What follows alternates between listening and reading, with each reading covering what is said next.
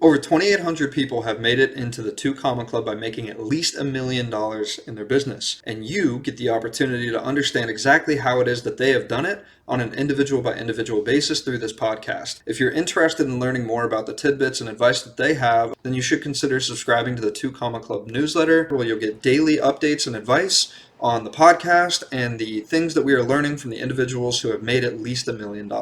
Just go to 2ccnewsletter.com or click the link in the description down below and subscribe. And so when you do that, like, you don't fuck around and rapport for too long, because then you're just a friend.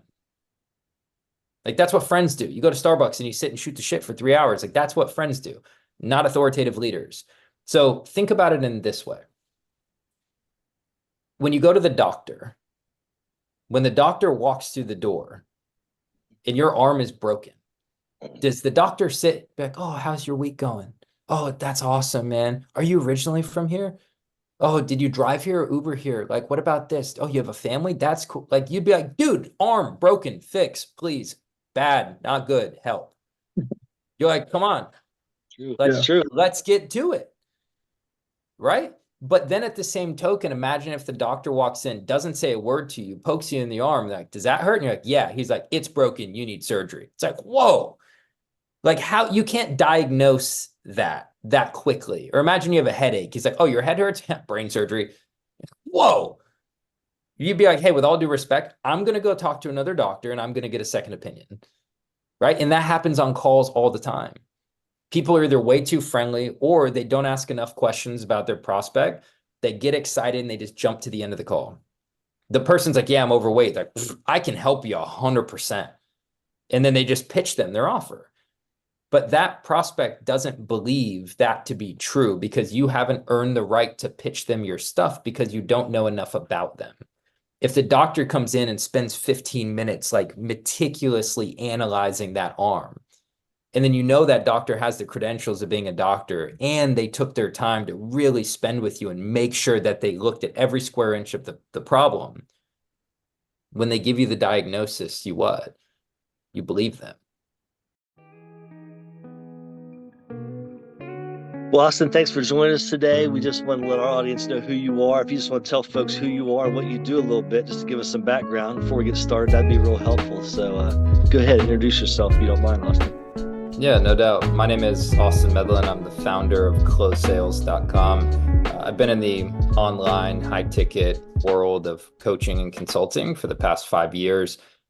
Essentially what happened was I started just doing high ticket sales and I got really, really good at sales. The company would book meetings on my calendar and I would just take the sales call and enroll the people. That worked really well, but I'm super ambitious and I started asking a lot of questions about automations and operations and commission structures and hiring, firing, training. And as I learned some of those other things, people started to reach out and ask if I could help sell for them or help build their business or craft an offer or whatever it may be. So I kind of transcended from regular old high ticket sales rep where I was selling millions of dollars worth of stuff into consulting companies for the overall growth and trajectory that they were on.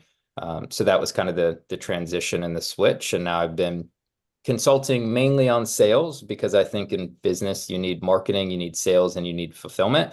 A lot of people somehow, some way figure out the marketing, whether they speak on stages, they wrote an ebook, they have referrals, they go to conferences, they run Facebook ads, they build funnels, the list goes on, but they figure out the marketing. They obviously know the fulfillment because that's why they are an online coach or consultant. They're passionate about helping people in their area of expertise. The missing link is sales. You could have 1,000 leads a day on your calendar, but if you have the inability to close them, you can't make any money, right? So I come in and mainly help with pricing and structuring the offer and then ultimately selling it in a high ticket format. But there's a lot of things that go into the growth of a company. So I help with those things as well, like automations and operations, hiring, etc.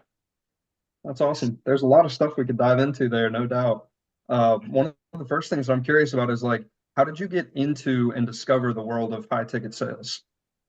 Yeah, so I actually owned a landscape company. We were doing about $3 million a year. I had a landscape company and 32 employees, 10 trucks, 600 clients. It was a lot. It was nonstop. I live in Florida. The grass doesn't stop growing. It was crazy. And I left that company. I gave that to my dad, and I was like, look, I can't do this anymore. Like, take it, sell it, burn it. I don't care. I don't want it. Because it's not about how much you make, it's about how much you keep. And in that business, you don't keep much. So I dabbled around a little bit, and I had an ex-girlfriend now, but girlfriend at the time, and she was kind of into the coaching space, doing some stuff on Instagram and doing some coaching stuff. And I give her credit. She was actually the one. She's like, why don't you do high ticket sales? And I was like, what are we selling? Like cars, jets, houses? Like, what is a high ticket sale? And she's like, no, there's all these coaching companies and they have all these leads and they need people to sell. And I was like, oh, that sounds cool. You know, she's like, you can work from home and you get paid commission. And I was like, all right, I'll give it a shot. So we had a mentor that we had hired for her coaching business at the time to help her grow.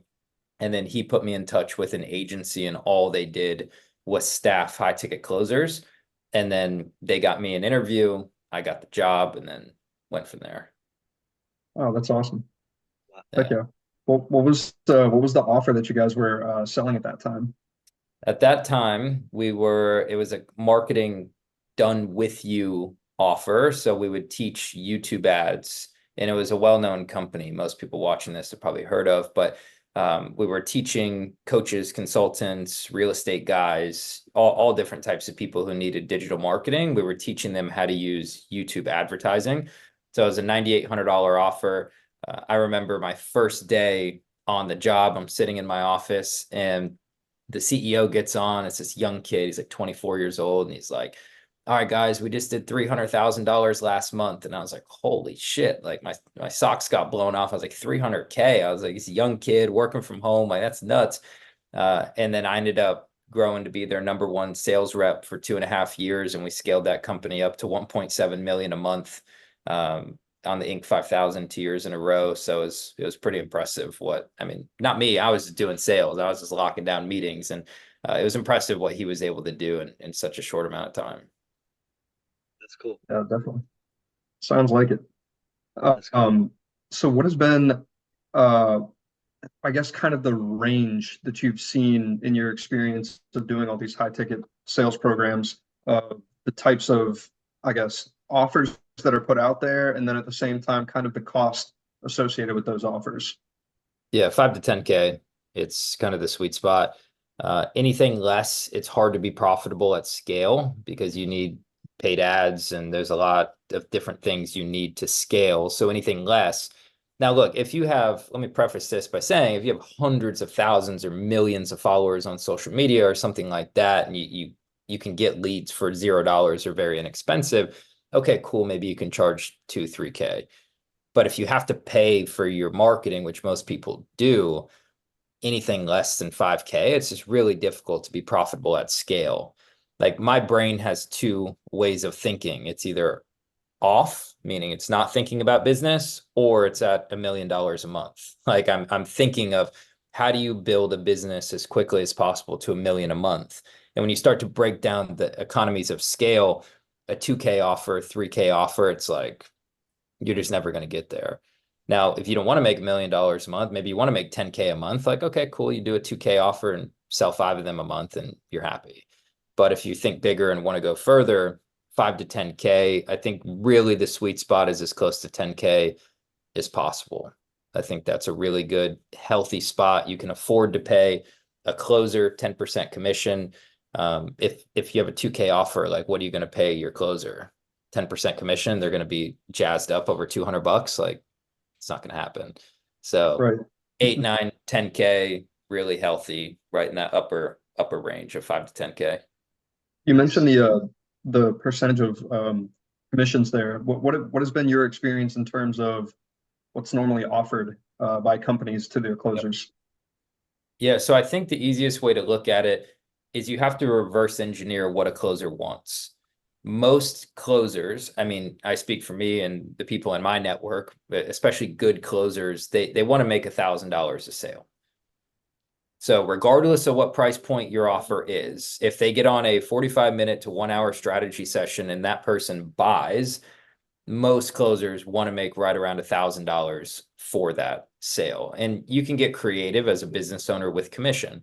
You can do commission, then you can do a paid in full bonus because you're encouraging your closers to collect as much upfront in cash. You can do a cash collected bonus where if they collect 50K in a month or 100K or whatever it may be, you throw in an extra 1,000. So you can get creative on how you do your compensation. But from my experience, most closers want to make right around 1,000. Maybe newer closers to the game, maybe people part-time, maybe people that do other things. They're happy with 400 or 500 per sale, but I wouldn't do it. If I'm getting on a 1 hour call, I want to be paid $1,000 for that hour for sure, minimum. I Definitely. get it. Yeah. Looking at things, if you don't mind, Austin, like what's kind of been your niche businesses you work with or kind of niche you worked in for companies to help them out? Yeah. So are you talking like the niche of the actual product and service that we're selling? Yeah. Man, it's all over the map. Yeah, Is I it? mean, for me, every coaching company, they're all the same. Like there's some that are easier and some that are harder to market, but they're all the same to sell. Like people tell me all the time, they're like, yeah, but it's easier for you because you teach sales and sales is ROI and I teach weight loss and weight loss isn't ROI. And that's where they're wrong because weight loss is ROI. You just have to get creative on how you structure it in your sales conversation. You see, most weight loss coaches say, oh, you want to lose weight? Cool. If I was a weight loss coach, I would say, cool, you want to lose weight? How much weight? A lot. How much specifically? Well, I never really thought about that. Well, why don't we think about it now? Oh, I want to lose 87 pounds. Gotcha. Why? When? What is the 87 pounds that you currently have doing to your marriage, doing to your job, doing in your home life with your kids? So I actually dig deeper and then I can paint this beautiful picture of ROI of if we lose the weight, we now have this. That's ROI. And it can be monetary. Every offer can be monetary. If you're not standing up in meetings because you're insecure about your weight, how are you going to get promoted? If you're just going to get passed up and passed up because no one even knows who you are because you don't speak up. So you can always get ROI specific. But I've done offers of teaching marketing. I had one company we scaled from 35,000 a month to 250,000 a month in 10 months. And that was teaching recruiters how to start recruiting businesses. That was the first 2 Comma Club award I got. And I was just a consultant for that company, but I did a good enough job where they were happy to slap my name on the award with them. So that was cool. But a lot of, I won't do agencies. I will teach them sales, but I won't come in and like consult and like work with them at a high level. I think everything should be done with you so your prospect and soon to be client can actually learn. But I like done with you offers, whether it's marketing, whether it's real estate, whether it's stocks. I mean, it doesn't really matter. They're pretty much all the same. So in your Nice. experience, have those been predominantly like group coaching situations, like masterminds and things of that nature, or some other structure? By the time I'm done with them, yeah, they're all group coaching programs. That's great. I think the natural progression of what most coaching companies do is most coaches, they start and they're solopreneurs. They don't have any clients. They just have a brain of a shit ton of knowledge. And they're like, I'm a really good expert at real estate or stocks or whatever it may be. And what they do is they underprice and they over deliver, which I don't think is a bad thing, right? You need clients. And if you have to sell your first 2 or 3 for cheap or free in exchange for testimonials and referrals, like, hey, big fan. I'm fine with that. The problem is they do that for too long. And I talk to people that are doing 10, 20,000 a month. They have 20 testimonials. They've been doing this for a year or two. Hey, why are you still undercharging and over delivering? Now, I don't think we should under deliver, but if we're going to over deliver, we need to charge a comparable price to the service and the time that we're putting in. Right. And so when I look at it, the natural trajectory, it's like, okay, in the beginning, we can underprice, we can over deliver. Cool. But then we need to make the shift. And as we start to make the shift, we realize we don't need to do everything one-to-one anymore. Matter of fact, your program, in my opinion, most of the time, unless it's like look, if you're doing like marriage counseling or something like that, like that's pretty intimate. You probably shouldn't have like, 87 couples in a group. Like, yeah, probably not great. But if you're teaching real estate, you're teaching marketing, you're teaching other things, you want those people to network and communicate and be able to relate to other people and not feel so alone. So that's good for the clients because they get to network and it inherently makes your program more valuable. But it's also good for you because you don't have to repeat yourself over and over and over and over again.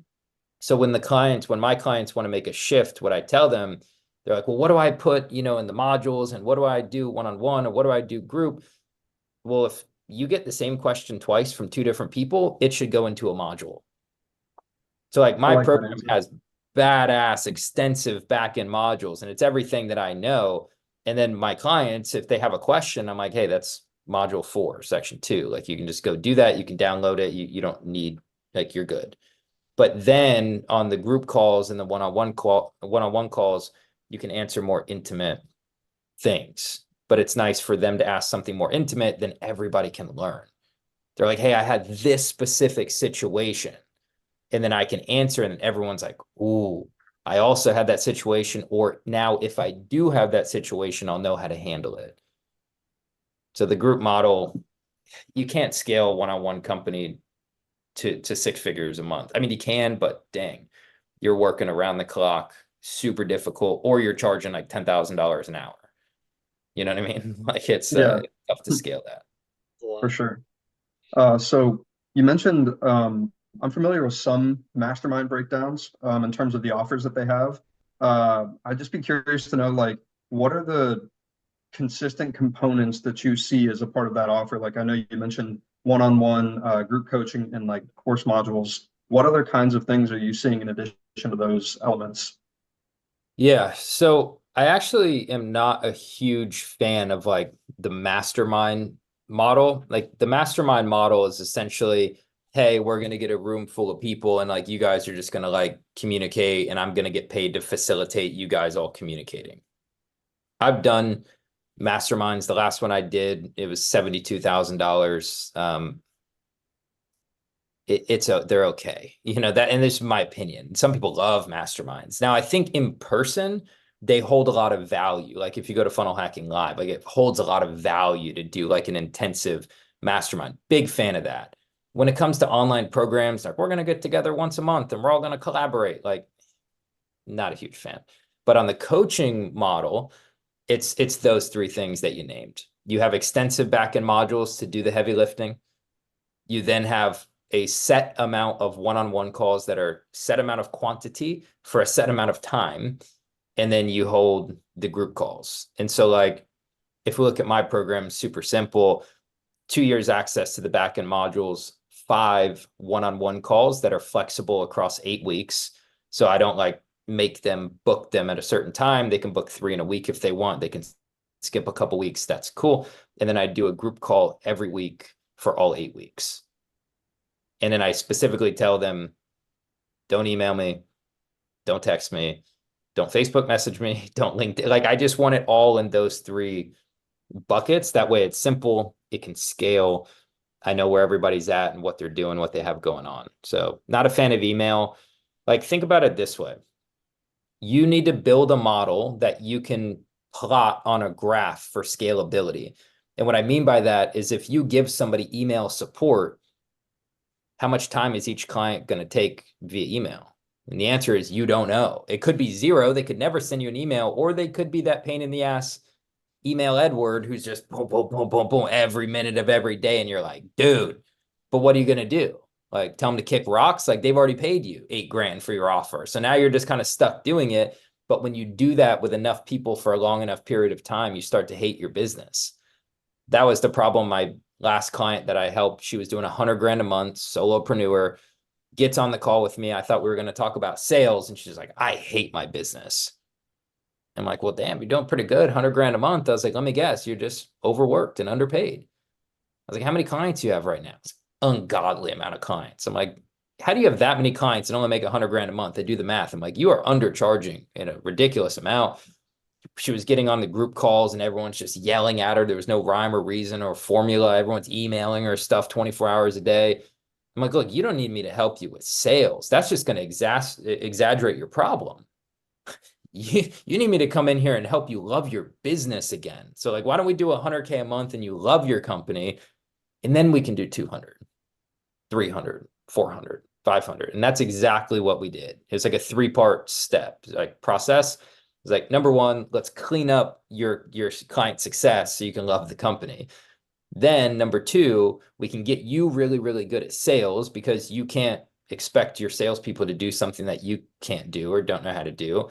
And then number three, when you're really good at sales, I'll go out and I'll hire, train, and manage a sales team. And then that will be gasoline on the fire, and we can scale it up. When I left her, she was doing 550,000 a month. That's awesome. That was Wow. cool. That was a cool trajectory. It was pretty much straight up. We just had to do it in the right order, and she was not thinking about it in that way. She was a little scrambled on how she wanted to do it, and just had to move the pieces around. So Nice. So the question for you, Austin, what's your ideal client? You were just talking about somebody already doing 100,000 a month, so they kind of got some stuff working. What's your ideal client, or somebody approaches you, what would be your ideal client for you to take on board? yeah, the people I work with would be coaches, consultants, and closers. Revenue to me really doesn't matter. What matters to me is lead flow. If you have at least, I'd say 3 to 5 meetings a month on your calendar, preferably 3 to 5 a week. But depending on your pricing, like if you have a 10K offer and you take 5 calls a month, if you sell at 30%, that's 2 to 3 sales. You're doing 20, 30K. But if you have 5 leads a month and you close 0, that's 0K, right? So for me, it's more about lead flow. I always joke that I need to start a company called EBM, everything but marketing.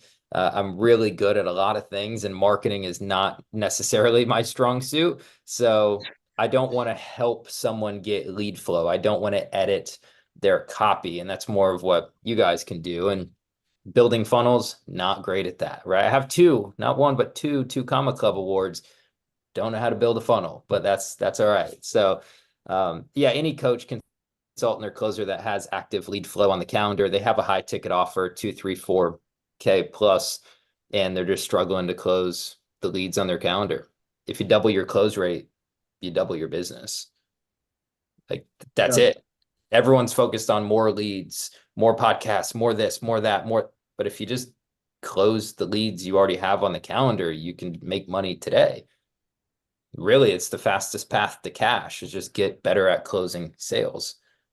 More marketing, again, exaggerates your problem. Now you're just on more calls with more people that tell you no, right? Now you're just even more frustrated, even more burnt out. And then you're like, oh, maybe it's my price. Maybe it's the offer. No, you just suck at sales. Like, you just need to get better at sales. If you can close sales, you can make money. If you can make money, you can hire more people. You can hire more people. Your clients get better results. If your clients get better results, they give you more testimonials and referrals. And then it just keeps going around and around and around. But it all starts with being able to close the sales in your calendar. No, I agree 100%. Rich Dad, Poor Dad. You ever read that book by Robert I have. Kiyosaki? And he Yeah. says a girl approaches him, wants to be an author, best-selling author, and he goes, "Well, learn sales." "Well, I don't want to do that. That's beneath me." He goes, "Well, that's why I'm a best-selling author, and you're a best writing author." So I Exactly. get it.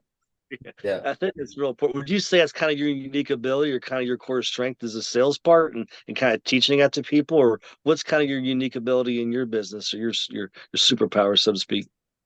Yeah, I mean, sales is definitely a superpower of mine. I mean, in the past couple of years, I've closed 6.5 million in high ticket sales, and that's by myself. When you start to look at the coaches, consultants, and teams that I've trained and worked with, it's well over 100 million in high ticket sales that I've been directly responsible of, either selling myself or coaching or managing a team and supporting, the people on the other ends of the phones that are collecting credit cards and enrolling clients. So sales, love it. And there's just a lot of aspects that go into it, from mindset, from offer, pricing, how you present the price. I mean, hell, how you start the call is important. The first thing you say, the first thing you do is important. And most people don't realize the intricacies that go into it. So yeah, sales is a superpower. I think it's just the way my brain works for scale. Most people are focused on today. And then I look at today. And I'm like, well, that's going to be a problem tomorrow, right? Like that price may work now, but your goal is X and you're building a model that you can never hit that goal.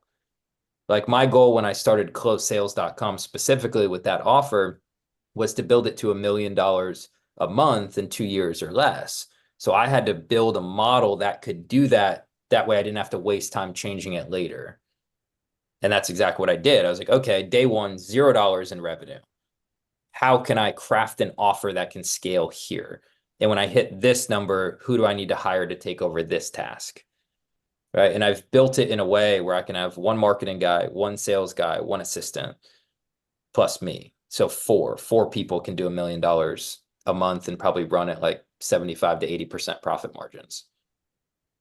That's phenomenal. So. How did you begin getting into that? Like, I know that you obviously came from the high ticket sales background and all that, but like you also mentioned how ambitious you are. What was the turning point and kind of how you made that transition to doing your own offer like that? Yeah. So I was actually working for the first company that was teaching the YouTube ads, and I had somebody reach out, and they had, I think I sold them something or sold them that offer. I sold their friend that offer or whatever it was. They knew of me somehow. I didn't know who they were. And they're like, hey, I'm building an offer. Like, can you help me? I'm like, yeah, maybe. Like, we'll just get on a call and we'll figure it out. So I got on a call with them. And as I did, I was like, oh, this is super easy. Like, you just move this here, change this, raise that price. Like, it was just really simple. And they paid me $5,000 for my help. We ended up doing like 5 one-on-one calls. So there was that magic $1,000 an hour. And it was cool. I helped them, didn't really think much of it. Then I had a friend of mine reach out and he was like, hey, I'm transitioning to a new offer. I want to be super aggressive. I want to build a team. Like, I know you're really good at sales. Like, can you help me? I'm like, yeah, sure. So he paid me $7,000 for that. And then after I did the initial deal, train the team, he paid me an override on the sales to manage the team in the interim until he found a full-time head of sales. Remember, I was still selling the other offer, right? Like I didn't have the capacity to do it full time. So that was cool. I made like 8,500 bucks, maybe it was $9,000, with the overrides and everything. And I was like, oh, that was cool. Didn't think much of it. And then that story kept happening over and over and over again. Random people would reach out, friends would reach out, people I've met at masterminds would reach out. And so I would just do these little deals.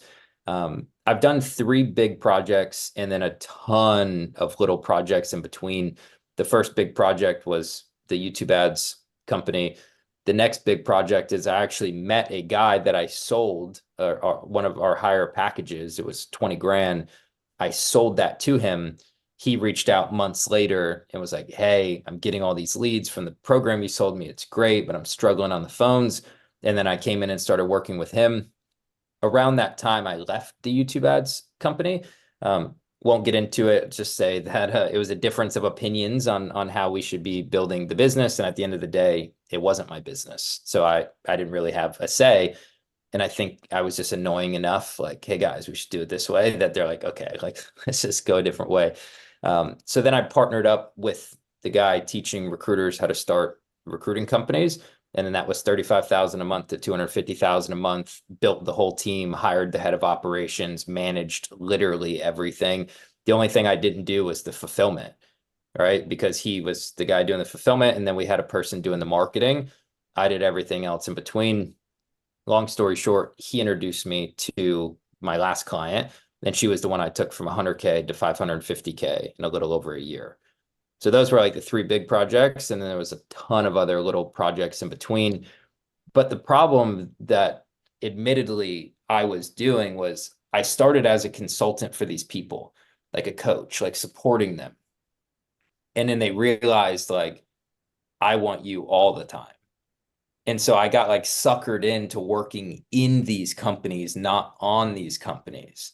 And when you're working in a company 16 hours a day and you're managing teams and you're doing everything inside of these companies that you can to help them grow, you can't do much else on the side.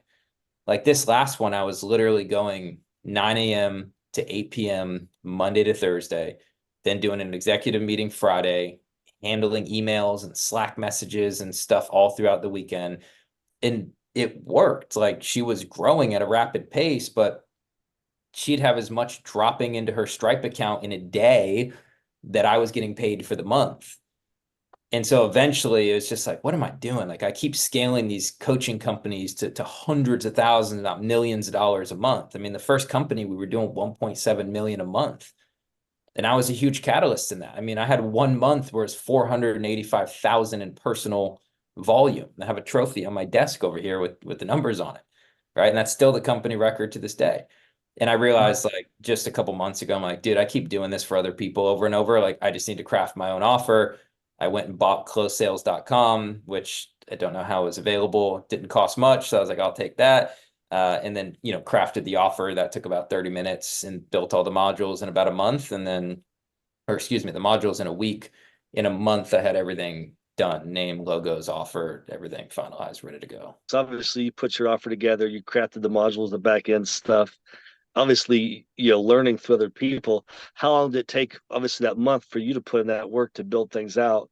How long did it take for you to get some traction and things take off in your business? Yeah. So I've done a really good job of anytime I've worked with somebody, I've made sure that I've just really delivered, like just really went hard to deliver the highest quality of service that I possibly could. And so, as I've said over and over, I don't love marketing. So my idea in the beginning of closesales.com was I was going to bring on a partner and he was just going to do all the marketing. And that's what I did. But that didn't really work out. It was the holidays, ad costs were super high. He was kind of busy. It didn't work out. So I kind of burned a month there on the paid ads side of things. But because of doing a good job for other people, I had some referrals, I hit my network and things like that. And I've landed 5 clients in the past like 6 weeks or so, which is cool.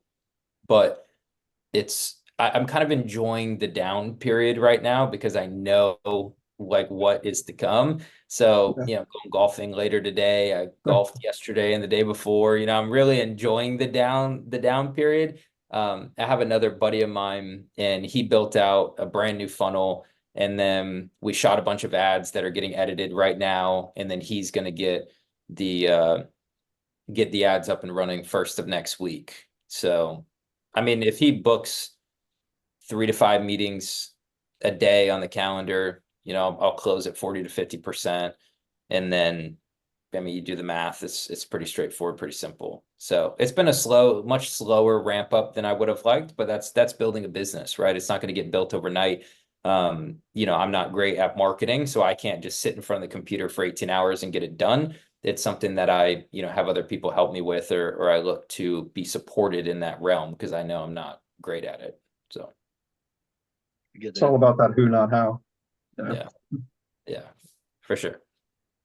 One of the things that struck me is you talked about building out for scale. Like I want to look at today and how can I build that out to where my end goal is. So how do you structure that, if you don't mind, just kind of a nutshell for yourself? Obviously, I'm sure you've done it for clients. How are you looking at it for yourself to how to structure that?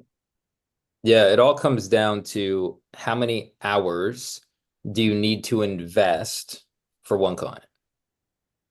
So how many hours need to be invested? If you close this person for 1,000 or 500,000, I don't care how many hours of your personal time and bandwidth have to go in to fulfill on whatever you've just sold. And so for me, they get 5 one-on-one calls with me. And then they get group calls, but like it's an hour, whether there's 4 people or 400 people, right? Now, obviously at 400 people, I do multiple per week to like liquidate some of that time, but because you can't have people all fighting over each other to get to talk to you for 12 seconds, they're not going to feel good about their investment. But for me, I did the math. I'm like, okay, if I have 5 hours of fulfillment in essentially 8 weeks, remember, they get 8 weeks to work with me. So it's like 2.5 hours a month of my time to fulfill on every client that I sell. So then I actually built this into a crazy formula and spreadsheet that I give to my clients so they can do the math for themselves. If you want it, I can send it to you. But you break down the fulfillment hours by the price over what time, and then you like run the calculations where you input your goal, and then the calculator will tell you, can you hit your goal? Maybe more, maybe less. And then you can start to adjust from there. There's only 2 things you need to do: raise your price, cut your hours. when you do those simultaneously, where you raise your price and then you lower the amount of hours to fulfill, that's what you need to scale. Most people, it's kind of funny. They treat their clients like they're like helpless. They're like, oh, you need 1,000,000 hours of one-on-one support. It's like you're actually creating people to be dependent on you. Where me, I do three and then me. It's like if you're going to ask me a question, what were the three places you went to figure it out on your own before you came to me and asked? And then I hold them accountable. If I'm on a one-on-one call, I'm on a group call, and they ask me a question, I'm like, hey, that's in the modules. Like, what else do you got for me? Like, I don't answer it. I don't want people to be dependent on me. I want to create them into be badass leaders that can go lead their life and their business to the heights that they want to go to. But you have to empower people to do that. Right. So when you look at scale, just cut your hours, raise your price, and actually your offer becomes better when you don't make people dependent on you, when you don't over deliver 400 hours of time. And here's another interesting thing that I'll give you. A lot of people make their offers really long. It's like, oh, it's a 6-month program. It's a 12-month program. And in their mind, it makes their offer more valuable. Oh, you're only going to pay me 2K and you're going to get 6 months. Da, da, da. In my mind, I ask myself, well, I want to lose weight, or I want to learn real estate, or whatever. I don't have 6 months. Like, my wedding is in 90 days. Like, to lose this weight, like 6 months is too long. If people are on a call, it's because they have a problem, and most people don't want to wait 6 to 12, 18 months to solve a problem. That's why I condense my program into 8 weeks. It's like, hey, at the end of the 8 weeks, you're going to be good at this, this, and this. We're going to fix that, that, and that. We're going to be closing this much. People want results now. They don't want results next year. Yeah. That reminds me of Alex Hormozy's $100 million offers, if you read that. Yep. And he talks about the value equation and getting rid of the time period that it takes you to get that results. And so, yeah, that's awesome. Yeah. Yeah. High And value. people don't realize, but in a sales conversation, they actually lose sales because their programs are too long. They're not explicitly saying it's going to take 6 months to get results, but that's what your prospect hears. It's not about what you say on a call. It's what your prospect hears and how they interpret it. It's just too long. You got to collapse that time and get people results faster. It makes your program more valuable, builds more momentum, gets more testimonials and referrals. It's a win-win all the way around, and it allows you to churn and burn much faster. I'm sure everyone watching this that's a coach has had that straggling client or two. They're like, just like, you've paid me so long ago. I'm now not motivated to support you. Like, let's get you on the path. Let's get you out the door. But you've kind of set them up to do that, to lag along because of the length of the program you sold them. Yeah. That makes That's sense. like you said, compressing time frames is key. That's what people want. But also, if you give them 6 months to solve a problem, it's going to take 6 months to solve it versus 8 weeks. I totally agree. And I've experienced that myself. I Yep. totally agree with what you're saying. 100%. One question I've been burned to ask, because I always look at things like problems to be solved, challenges, however you want to verbalize it. Like for you, what's been kind of the challenge? I mean, I kind of hear a little bit. Maybe it's been like you were helping everybody else out before you realized it became blatantly obvious for you to kind of do your own thing. But what's kind of been your biggest hurdle, your biggest resistance you had to getting where you are now? Man, it's been a crazy past couple of years doing this. I mean, I went from a landscaper, with getting up at 5 a.m. and going to my shop and getting the guys out the door and, making sure grass was cut. And then I mean, there's days where I've made more in a day than I used to make in 6 months. My income has gone up 20 to 30% year over year for the past 4 years. I mean, I've been able to meet incredible people. I've served incredible clients. I get to work from home and do what I love. I mean, it's really hard for me to be like, oh, this was a challenge, because everything has happened for a reason, and everything has been a stepping stone to closesales.com and right where I'm at right now. I mean, sure, has there been big deals that have fallen apart? Yeah, but there's also been deals that I never thought would close that came back and paid in full. There's been small deals at 1,000. There's been my biggest deal at 100,000. So Yeah, I wouldn't change a thing, man. It's been an incredible ride. I think everything's stacked and compounded exactly as it should have. And I'm excited for 2024 to keep things moving in a good direction. Definitely. 2024, you alluded to that. I mean, obviously you done some cool stuff. 20, 30% a year is huge for most people. You don't sound like the kind of guy you're okay with that though. So what are you shooting for in 2024, personal or your business? What are you shooting for? Yeah, I'd say 600 net. Nice. So net would be in like, me and slash the company's pocket. Mhm. So it'd probably be run the numbers, maybe 850 in revenue, and then you minus out some ad spend. But when you talk about numbers like that, like let's just call it an even million. Like what people don't realize is how easy that is to do. When you do a million, and this is what people who aren't in the high ticket space don't understand. People who clock in and clock out and work jobs, right? Those are the people that go on the internet and like, oh, it's a scam. It's you're this, you're promote. It's like, no, it's just high ticket sales. You're just exchanging your knowledge to help other people. And look, I was one of those people because when my ex-girlfriend was getting into this space, I was like, well, I own a real company. Like I have trucks and trailers. Like, what do you have? Like you have some stuff in Kajabi. It's like, like I didn't get it. And I was a hater for the longest time. And then I realized how big of a business it was. But at any rate, $1 million, you divide that, let's just say by a $9,000 program, that's 111 clients. If you divide 111, divide that by 12, it's 9.25. We'll call it 10 clients a month. Right. So if you can close 10 clients a month, okay, great. You make $1 million a year with a $9,000 offer. And then you can factor in your closing rate. So let's say you close at 30%, which is okay. It's industry average. All right. If you're closing if you're batting 30% in the MLB, you're doing just fine. All right. So let's say you close at 30%, you need to close 10 clients. That means you need to chat with 30 people. Right. And then we got to factor in no shows and whatever else. So let's call it you need to book 40 meetings. If you can book 40 meetings, 30 will show up. You close at 30%. That's 10. That's 90,000 a month. That's $1 million a year. Yeah. Is that math so hard to do? No, the only thing you need, really two things. Number one is the leads. So figure out a way, hire someone to build you funnels or run paid ads or do whatever you have to do to generate 40 meetings a month. And then have your nurture system to go out and make sure people show up. 30 people show up and close. The second thing you need is close rate. Close at 30%.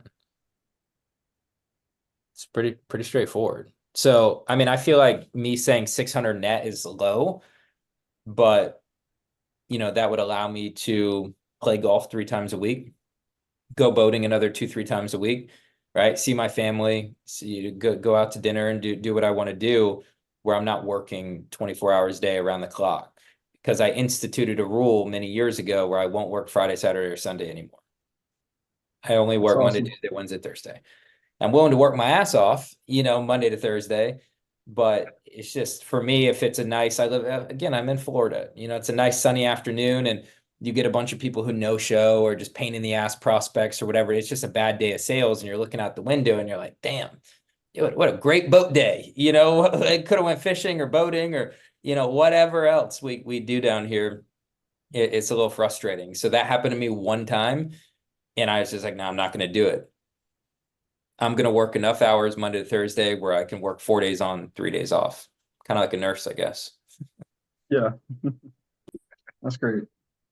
So what are some of these tactics that you've come to discover that you found helpful to increase closing rates? I know that you mentioned a lot about structuring the beginning of the call and like what are some of those key things for you? Yeah, it's a fantastic question. I like that. Mhm. The answer really depends on the person. I think each person has individual things that they can work on and they can get better at. But if you ask me, hey, pick one, and there's a lot, but if you said pick one, I would say to sum it up would be a lack of authoritative leadership on the call. Now, the reason I picked that as my one is because it can be interpreted in different ways. Like what that means, for example, would be being too friendly or over coaching. which is a massive problem most coaches have, is they overcoach. So they're too friendly. They don't ask high level questions. People are like, yeah, I'm overweight. And they're like, oh, don't worry about it, Stacy. Like, we're going to get this worked out. I help all kinds of people lose weight. And then they just make it about them. And Stacy really doesn't give a shit about you. She doesn't lay in bed at night thinking about you. She lays in bed thinking, hey, I'd love to have sex with my husband, but I can't because I'm overweight and I'm insecure and I can't keep up with my kids. And so that's what we should be talking about, right? Not about you. There's a time and a place for that. But to make things simple, I basically created a method called the RFPDP method. And what that stands for is rapport, frame, pain, discovery, pitch. And it's basically the format of the call. So what I do with my clients is I teach them this format. So they have these almost guardrails that they can go down mentally where it's like, okay, I need to be in rapport here. And I don't tell them exactly what to say in rapport, but it's like the section of the call I'm in is rapport. And then I basically institute these different rules inside of the guardrails, which make it super simple. So for example, you look at something like rapport, frame, pain, discovery. You look at discovery. My golden rule for discovery is you're not allowed to make statements. You're only allowed to ask questions. So when my clients are in discovery, they're just firing off question, answer, question, answer, question, answer, question, answer. The only time you're allowed to make statements would be to handle objections. So if your client isn't giving you any objections, you just keep asking questions and you keep going deeper and deeper and deeper and deeper. Right. So I think building out, not a script. I don't think scripts work. You sound like a robot. I think we're humans and we want to be normal humans. But when you build out guardrails and kind of parameters, it allows people to put themselves or the sales call in a box. And if they're just thinking about that box, like I'm in discovery, I really want to make a statement, but I know Austin's going to review this call later this week and he's going to kill me. Right. I can't make a statement. I know he's going to review it and he's going to chew me out. So all my clients should think like, what would Austin do here? Definitely wouldn't make a statement. Let's not do that. And it allows them to stay organized. Right. But dude, it's the smallest stuff. Like I reviewed a call for a lady, one of my clients one time, and she's like, I'm not getting anyone to one call close. Like everybody wants a follow-up. Everybody wants a follow-up. I'm like, okay, cool. Pull up a recording, hit play. In the first 12 seconds, she's like, hey, nice to meet you. Like, just so you know, the call's recorded. I hate when people do that. It's like, yeah, thanks. We all know Zoom announced it. Like we got it. Cool. Right? But she's like, the call's recorded. That way you don't have to take any notes. And I'll send you the recording after the call so you can review it. And I just stop recording. I'm like, no one is one call closing because you're telling them not to one call close. You're telling them don't take any notes. I'll just send you the recording later and you can review it. Like, why would they buy? You just told them not to. So I think because I've taken thousands and thousands and thousands and thousands of calls, like it's taken over 6,000 high ticket sales calls, closed over $6.5 million in sales. I've reviewed hundreds and hundreds of other people's calls. I think it's just so easy for me to spot. I'm like, yep, that's not good. Yep, we need to fix it. And they're like, oh shit, I didn't even realize I was doing that. Yeah. Right. So everyone has little, different little things that they need to fix, but it's usually pretty simple stuff. And the smallest change in your approach astronomically can boost your close rate. So what do you do in the first few seconds of one of those sales calls to get that authoritative, I guess, Leadership dynamic, if you will? Yeah, exactly. Yeah. So remember, RFPDP is rapport, frame, pain. So to answer your question, I do rapport, frame, and pain in 2 minutes or less. Most people spend 7 minutes just on rapport. Mm-hmm. So the way that I do it, we jump on, I don't mention that we're recording, and I simply ask, how's your week going so far? Now, how's your day is cool. I guess everybody asks that. So I'm like, hey, how's the week going for you so far? And if it is a Monday or Tuesday, I'll say, are you off to a good start? Like, yeah, week's going great. And then as soon as they finish, week's going great, I don't give them time to ask me how my week is going. Because at the end of the day, they really don't give a shit. They don't care. They really don't. And when you realize that your prospects really don't care about you, you become a way better salesperson. They care about the results that you can get them, not about where you're from and your favorite sports team and what your dog's name is. It doesn't matter to them. So they're like, yeah, my week's going good. And I immediately fill the gap there right after good. I'm like, awesome. Where are you located? Now, I don't care where they're located. I just want to know, A, is there a currency exchange rate? Are they in Canada, UK, Australia, somewhere else in the world other than the US? And B, if I do have to book a follow-up call, it's impressive at the end. Okay, yeah, you were West Coast, San Diego, got it. Right. So you can kind of use that later. Also for time zones, not rescheduling, booking a follow-up call if they're asking about what time are the group calls, all that stuff. And then as soon as they tell me where they're located, it's like, awesome. And then I frame the call. So I break rapport with the word so. It's like, cool, man. So here's what I want to do. I have the notes you sent over before the call. So I have a really good understanding of who you are and what you do.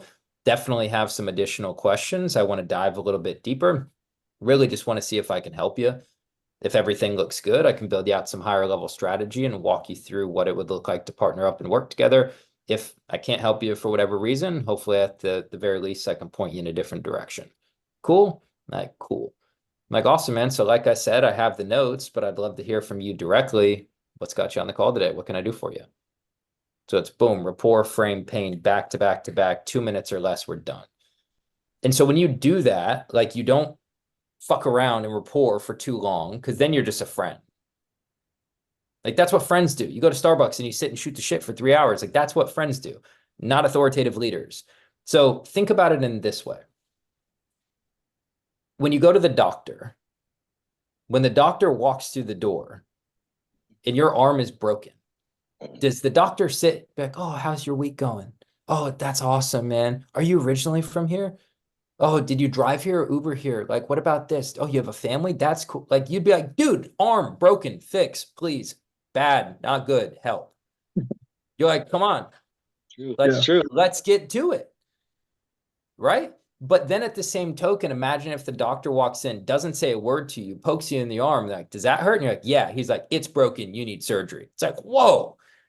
Like how you can't diagnose that quickly. Or imagine you have a headache. He's like, oh, your head hurts? Brain surgery.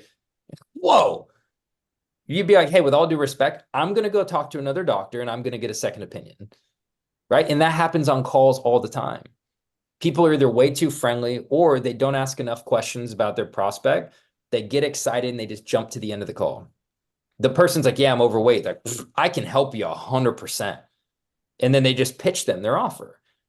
But that prospect doesn't believe that to be true because you haven't earned the right to pitch them your stuff because you don't know enough about them.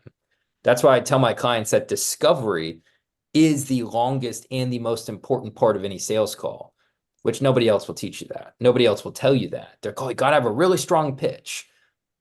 But if they don't believe you, it doesn't matter how good your pitch is. If the doctor comes in and spends 15 minutes like meticulously analyzing that arm, and then you know that doctor has the credentials of being a doctor and they took their time to really spend with you and make sure that they looked at every square inch of the problem, when they give you the diagnosis, you believe them. Right? So it's the doctor frame. You have to think about it in that capacity where the doctor might walk in and be like, hey, I know you're not doing very good, look at you, but like besides the arm, everything else going good, cool. And then they just dive right in. He's like, look, so here's what I'll do, man. He's like, so let me just examine the arm. If I understand what's going on, then I can prescribe you a solution. We'll get you fixed up and get you out of here. Cool. And you're like, yeah, thank God. But they just keep it straightforward. Right. And then they just go into discovery and they start figuring out, what's going on. It's super simple. Most people are just not taught sales. They're really good coaches. Check. They've somehow figured out a way to get leads on the calendar.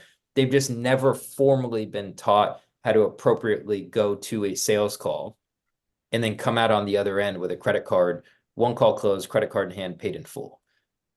That's a magical moment. When you do that for the first time, you're feeling really good. Yeah, definitely. Yeah. So one of the buddies of mine actually went through the ClickFunnels program where they taught about application funnels and things of that nature. Yeah. And he basically informed me that it is common practice that they teach when building an application funnel to do a two-call close. And I'm just curious to know your opinions on that, because when I originally went through my first time being the customer of a high ticket sales program, they were able to close me in one call, and I thought it was a relatively good experience. And I've also done some high ticket sales calls myself that have been subpar, to say the least. And I'm just curious to know how that dynamic works between either framing it to be a one call close or a two call, and kind of the differences there. Yeah. Well, I mean, I think about it this way. It's like, do I want to make money now or do I want to make money later? Okay, I want to make money now. And then I think about it from the prospect's perspective. Do you want to solve your problem now or do you want to solve your problem later? And most of the time it's, I need to solve it now. I don't even want to, I need to. So well, where is the second call like benefiting anybody? Yeah. Now I get it. Like maybe you have a spouse or like, something legit, right? That we need to kind of work through and figure out. But most of the time we don't. Most of the time we can just get creative on how we close. I think that's another one of my superpowers. I'm always willing to get creative on how I close. Meaning if somebody's like, hey, like I had this happen like 2 weeks ago. The guy's like, look, I want to work with you. I'm in, right? How many times have you heard I'm in to just be ghosted and never hear from that person again? He's like, I'm in, traveling for the holidays. Like I'm out of pocket for like 4 weeks. Now remember, my program's 8 weeks. So 4 weeks, 50%, that's a waste. And I said, cool. So while you're traveling, you have flights? He's like, yeah, I'm flying, to Europe. I'm like, all right, cool. While you're on the flight, what are you doing? Like anything at all? Like are you drinking Jack and Cokes and passing out, or like you getting some emails done? He's like, oh, I'll work a little bit, probably for the first couple hours, and then I'll just chill. Great. I said, so why don't we do this? It's one of my favorite little phrases. So why don't we do this? It's like super friendly, but it's authoritative. It works really well. It's like, so why don't we do this? You're gone for 4 of the 8 weeks of the program. That doesn't make sense. Why don't we just make it a 12-week program? And for the next month while you're traveling, at least I can get you access to the back-end modules, and then you can start, I can give you some specific ones that I know would be helpful so you can start to get some of this stuff done while you're gone and on the flight. That way, when we do officially start the 8-week program 4 weeks from now, at least you have 10, 12, 15% momentum already built, and we can hit the ground running and get you to where you want to go, which is X close percentage at this price point, make this much money.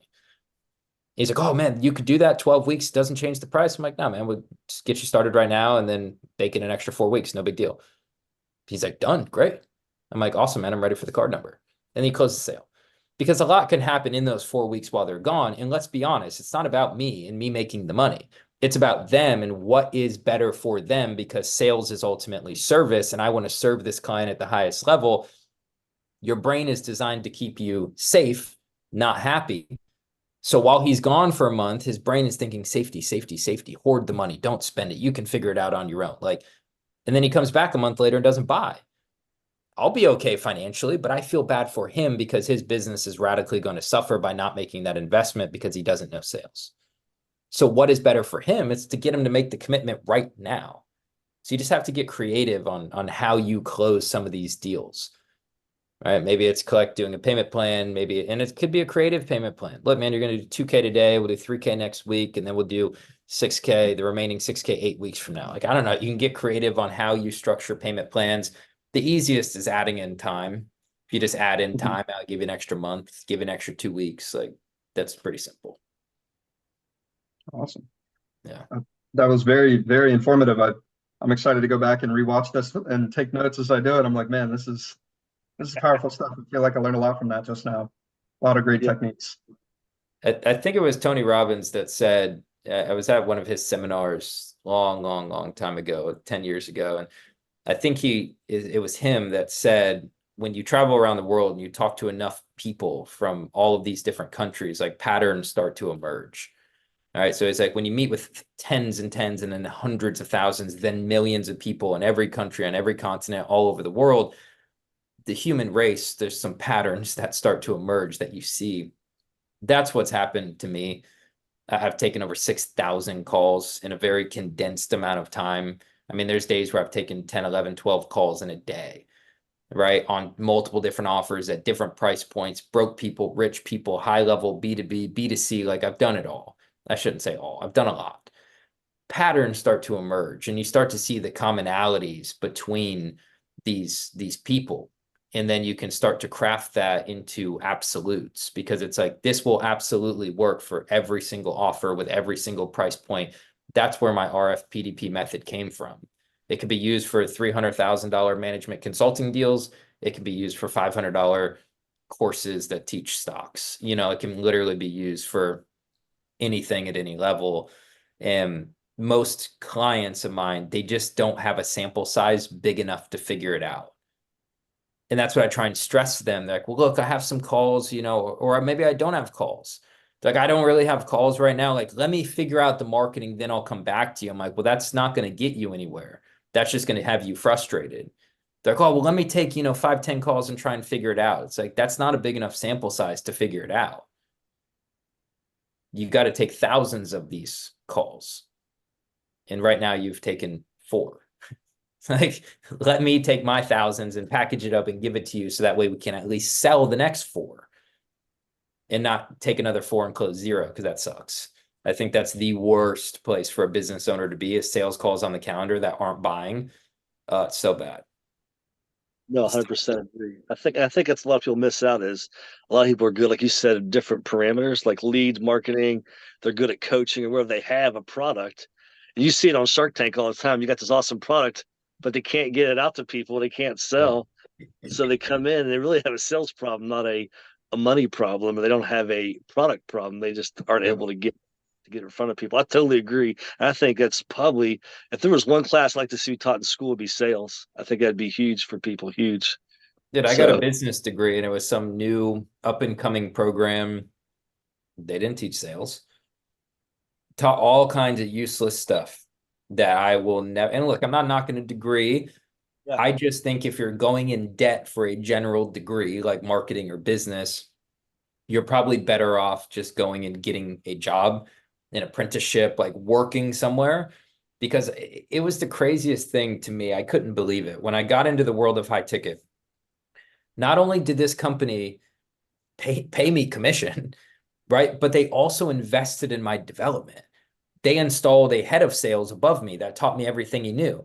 Then they went out to the outside world and hired people like who I am now, but 4 or 5 years ago, hired the other, Austins of the sales world to teach us, where I could one-on-one Voxer access to some of the largest sales trainers and coaches in the world at that time.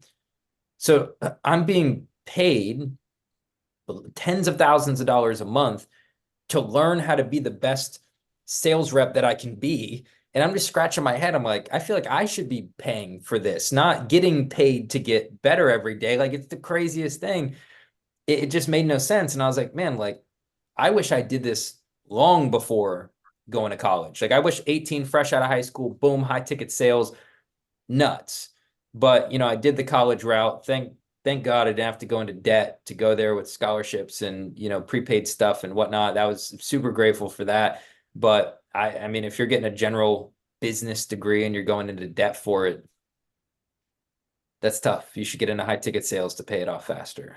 100%. 100%. I can relate to that. I have $110,000 in student loans that I graduated with a 4 years degree in finance. So That's insane.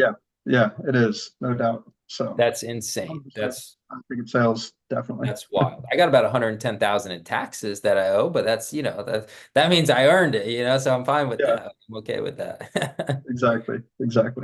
Yeah. well, College is a different conversation today. Yeah.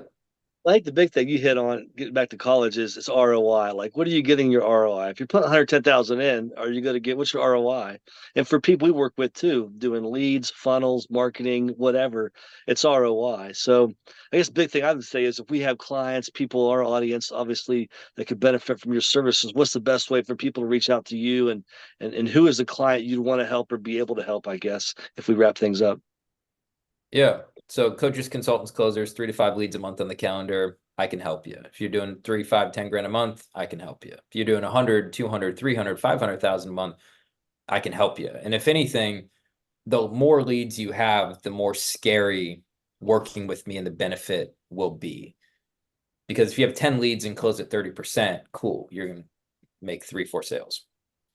If you have 1,000 leads or 1,000 book calls a month, I mean, there's companies where we're booking like 350 calls a month. If you bump your close percentage 1 or 2%, you're talking about hundreds of thousands of dollars a quarter, right? Like it's astronomical. So closesales.com is the easiest way to find me. I don't do too much on social media. I'm not an influencer and doing all that stuff, so I keep it pretty low key. But closesales.com has a 33-minute training video where I actually walk people through a spreadsheet of the numbers where you can see your amount of leads, your price point, and your close percentage. And then you can actually download that spreadsheet beneath it, and you can plug in your own numbers and do your own math on it. And I don't think people realize how much money is being left on the table. It's hundreds of thousands of dollars per year per coach. For bigger companies, it's millions of dollars a year. Literally, it's crazy. So that formula is cool. You can download that and play with your numbers. It's a little depressing sometimes, I will warn you, but it's also exciting because you're like, man, if I fix this one thing that is the close percentage, then I can fix my whole business, my income, and do all the cool stuff I want to do. And then there's a crazy amount of testimonials on there from people I've worked with. And then all the way at the bottom, there's a calendar booking link if anybody wanted to book in and chat with me and see what we could do to strategize and get your close percentage moving north instead of south. That's awesome. Yeah. Well, it's been an absolute pleasure talking with you today, Austin. Thanks for taking time out of your busy schedule. I've taken a lot of value away from this, and I believe anybody who watches will as well. So thank you so much for your time today. Yeah, likewise, guys. It was great to be on and share what I can. I feel like I could sit for another 6 hours and talk about the high ticket sales and building online business, but it's been awesome to connect with you guys. Awesome. Yeah. Thanks so much, Austin. Yeah, we'll be in touch. Thank you so much. You got it.